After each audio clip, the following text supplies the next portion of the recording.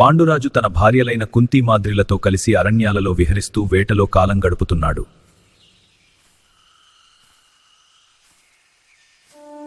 ఆయన వెంట కుంతి మాద్రి కూడా అరణ్య సౌందర్యాన్ని చూస్తూ సాగుతున్నారు.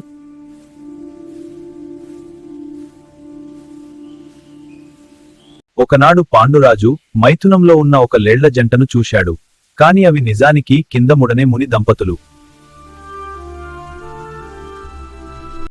ఆ విషయం తెలియని పాండురాజు వాటిని కేవలం జంతువులే అనుకుని తన బాణంతో కొట్టాడు.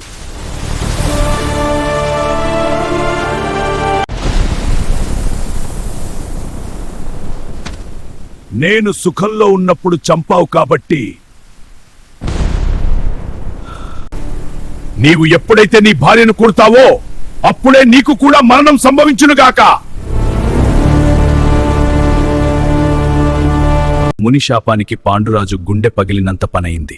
సంతానం లేదనే బాధకు తోడు ఈ శాపం అతన్ని కుంగదీసింది.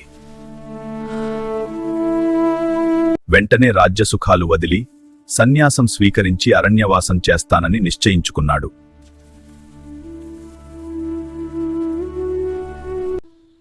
మీరు లేని లోకాలు మాకెందుకు? మేము కూడా మీతోనే వస్తాము.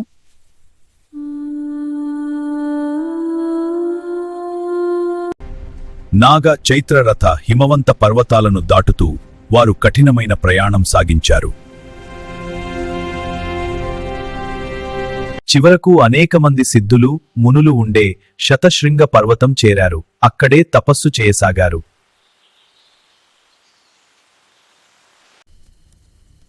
పుత్రులు లేనివాడికి పుణ్యలోకాలు ఉండవు కుంతి.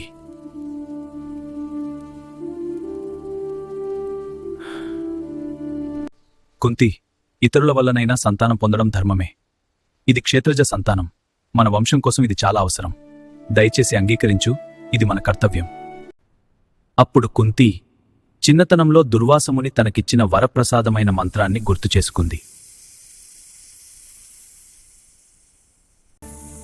ఓం ధర్మరాజాయ విద్మహే ఛత్రధరాయ ధీమహి తన్నాత్ ప్రచోదయాత్. పాండురాజు కోరిక మేరకు కుంతి ధర్మదేవతను ఆహ్వానించింది. ఆ మంత్ర ప్రభావంతో ధర్మం మూర్తీభవించినట్లుగా యుధిష్ఠిరుడు జన్మించాడు.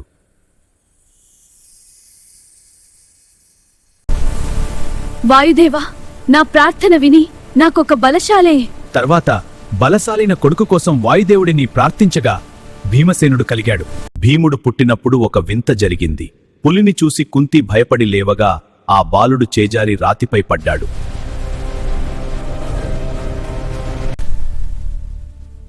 ఆశ్చర్యం! బాలుడు పడితే ఆ రాయే ముక్కలైంది. అది చూసి మునులందరూ ఆశ్చర్యపోయారు. ఆపై పాండురాజు కోరికతో ఇంద్రుడి అనుగ్రహం వల్ల లోకోత్తర వీరుడైన అర్జునుడు జన్మించాడు.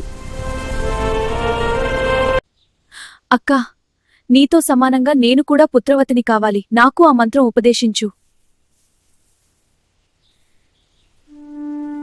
కుంతి ఉపదేశంతో మాద్రి అశ్వినీ దేవతలను స్మరించగా నకుల సహదేవులు జన్మించారు. మాద్రి ఇంకా పిల్లలను కోరుకుంది. కాని కుంతి ఆ మంత్రాన్ని మళ్లీ ఉపదేశించడానికి అంగీకరించలేదు.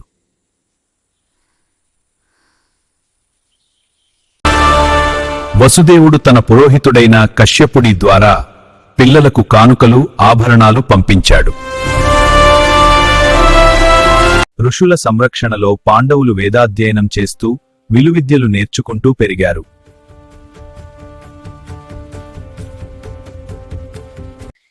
కొంతకాలానికి వసంతకాలం వచ్చింది.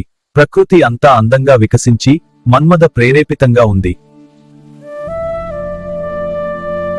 ఆ సమయంలో కుంతి బ్రాహ్మణ సమారాధనలో నిమగ్నమై ఉంది.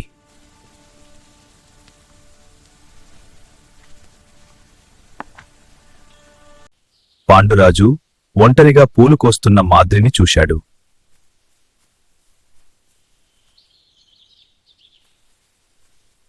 ఆమె అందం, ఆ వసంతకాలం ప్రభావం వల్ల పాండురాజు మనసు చలించింది.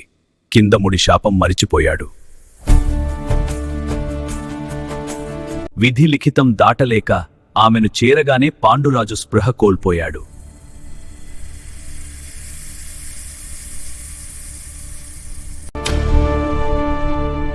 కిందముడి శాపం ఫలించింది. పాండురాజు ప్రాణాలు విడిచాడు.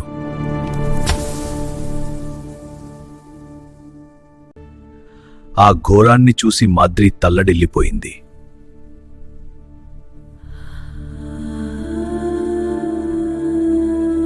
విషయం తెలిసి కుంతి పిల్లలు పరుగెత్తుకుంటూ వచ్చారు.